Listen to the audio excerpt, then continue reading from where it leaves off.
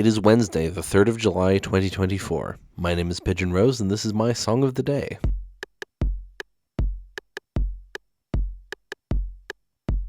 Today, we're talking about an artist who is better known for acting rather than singing, but her music career has been taking off recently, and that person is Maya Hawke. Now, you may recognize the name right off the bat because you've seen something that she's in, but you also might recognize that her name is Hawke because she is the daughter of Ethan Hawke and Uma Thurman. And she is the fucking spit of Uma Thurman, let me tell you. Although you can see a bit of Ethan Hawke in there as well, but she does look very much like her mother. She's been acting a lot in the last few years. She would be most famous for appearing in Stranger Things season 3 and 4 as Robin Buckley. That's how I know her. And season 3 was fucking ass, but Robin was one of the kind of saving graces of that season. Introduced a new character, instant fan favorite. Really liked her. She really she carried that fucking season. That season sucked balls, and she's great in season 4 as well. Season 4 is a lot better than season 3. She's also she was in the Fear Street movies, although the less said about that the better. You know, she's been doing a bunch of things here and there. She's in Inside Out 2 as Anxiety, so that's fun. And yeah, she started releasing music. Her first album was in 2020, her second was in 2022, and her third was this year, 2024. And, you know, after she appeared in Stranger Things and the first album came out, I was like, oh, I'll give that a listen because, you know, I enjoyed her performance in the show. And I was surprised by how much I liked the album.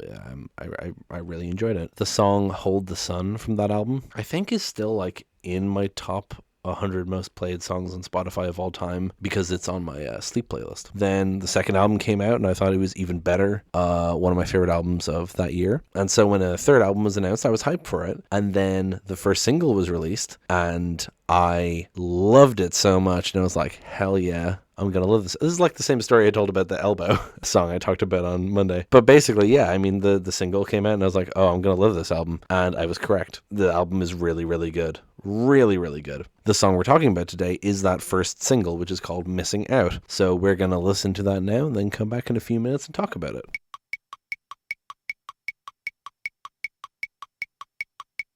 I really like that song. Plain and simple. It's not like really raucous or anything, and it's also not like a really soft ballad. I just really like it. It's got this chill energy and kind of existential lyrics in a way. I also rather enjoy the video, which I'll talk about after I talk about kind of the themes of the song. But first, I want to talk about the music, the album itself. So, since her second album, Maya Hawke has worked with Christian Lee Hutson, who is an artist I really enjoy, and we're definitely going to talk about him on this show. Don't know how I haven't yet. Maybe I'll do that next week. I love Christian Lee Hutson. He's also played with Phoebe Bridgers. Actually, I think I did talk about him briefly in the episode about I Know the End, because he's in the music video wearing a silver wig. I think I did talk about him in that episode.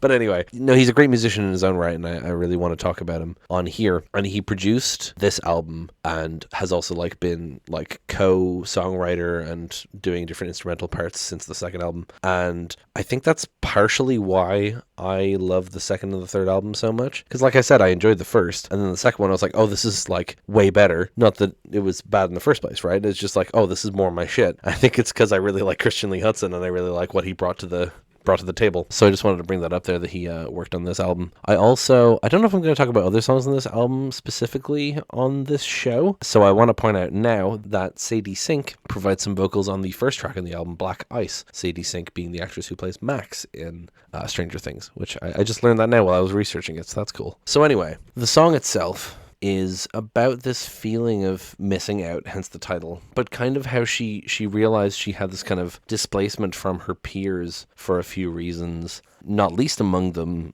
the privilege that she grew up in, having these famous, successful, rich parents, you know, and being able to go into a career in music and acting and succeed because she had that backing. She's like, you know, she's a great Nepo baby.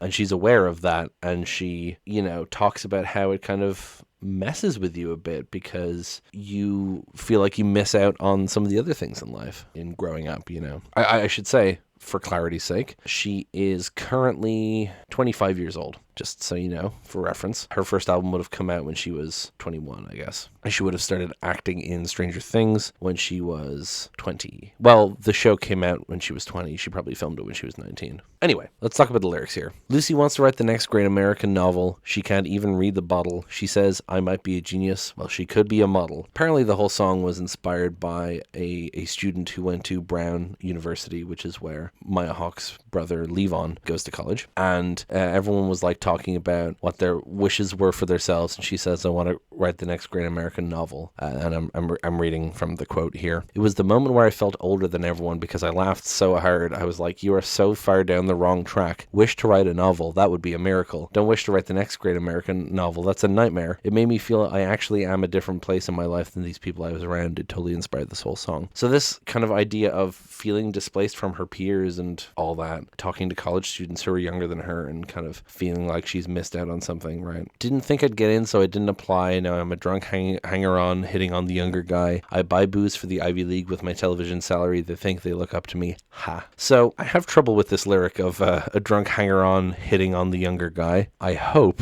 it's not implying something untoward, but I would imagine if it was, it would have been called out sooner, because it's not like she's in the public eye. That's kind of the whole thing of the song. So I feel like that would have been called out, but it is a strange thing anyway. I suppose if she's like, maybe it's saying she's hitting on like other college students who would not be like minors or whatever. I don't know what it's implying. Anyway, the line, I buy booze for the Ivy League with my television salary, though, is probably talking about buying, alcohol for her brother and his friends, which is, it threw me for a loop for a sec, because I forgot that in America, the drinking age is 21. In Ireland, it's 18. And I remember when I was in college, I would there was an off license near where my apartment was, and I'd be walking by it, and some like teenagers would be like, can you go in there and buy us a 6-pack of Canada Dry? And I'd be like, drink something better, lads.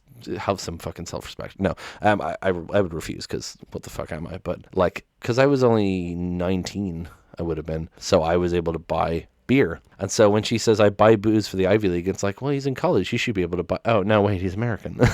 He can't buy beer yet. Good. So like, it's a funny cultural difference there that I didn't grok that right away, but yeah, also mentioning her television salary, of course, because she got the moolah from Stranger Things. Now, they think they look up to me, is an interesting thing, because it's like, she's kind of self-deprecating here. She's like, they don't actually look up to me. They just want me for my money, I think is what she's implying there. And then the pre-chorus, well, I was left like coals and leaves, and I sparked up in winter's breeze, and now I know it's me who's missing out. Apparently, this is a reference to, she discovered hot coals and dried leaves near her mother's house. Here's another direct quote.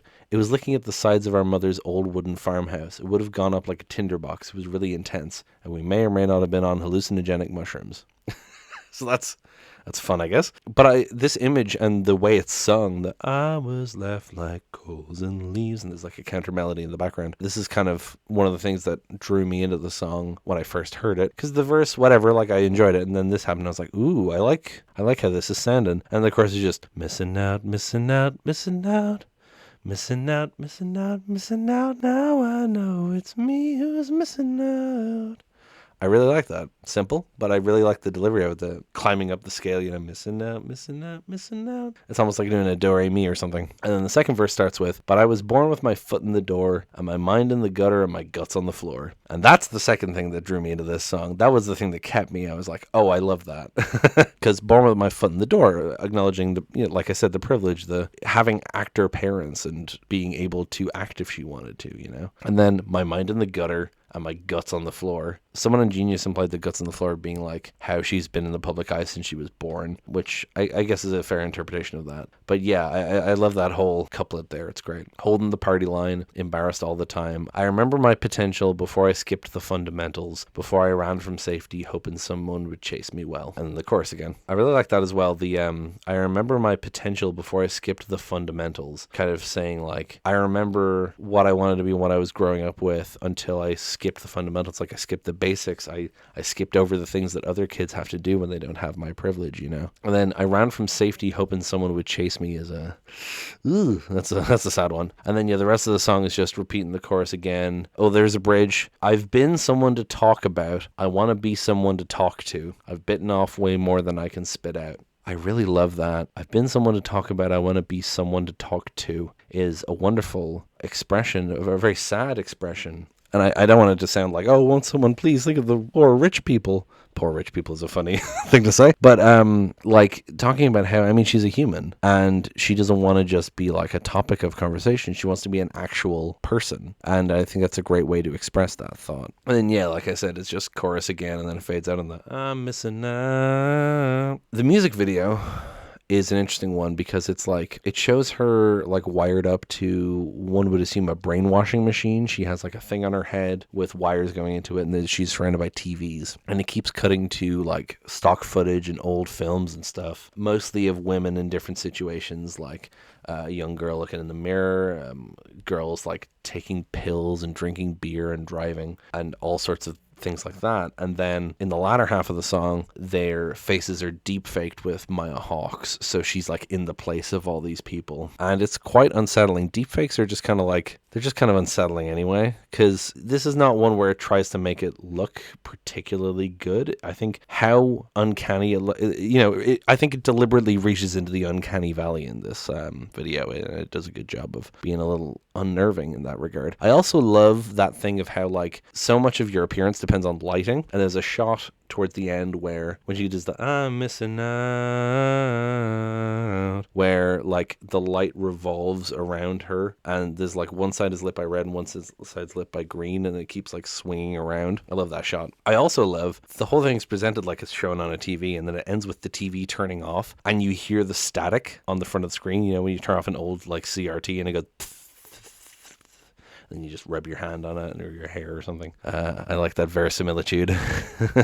Takes me back to the good old days. Yeah, love this song. Love this album. Thoroughly recommend all three of her albums. Love the video. And I look forward to what she produces next. A great talent and a great actress as well. Yeah, that's pretty much all I have to say about this song, I think. Thank you so much for listening. Please tell your family, tell your friends, tell your enemies, tell your cousin. Please hit subscribe, give me a like, leave a comment, tell me your own thoughts, and I will talk to you tomorrow. Break it down.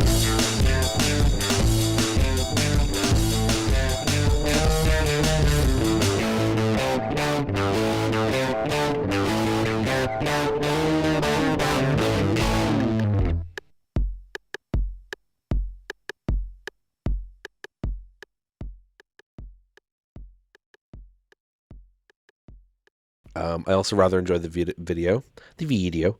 Missing out, missing out, missing out. Now I know it's me who's missing out. Embarrassed all the time. I remember my potential. Tell your friends, tell your enemies, tell your cousin. I'm watching The Bear season 3 right now. If you're wondering about how far in advance I record things, I am recording this the day that season came out, so that's fun.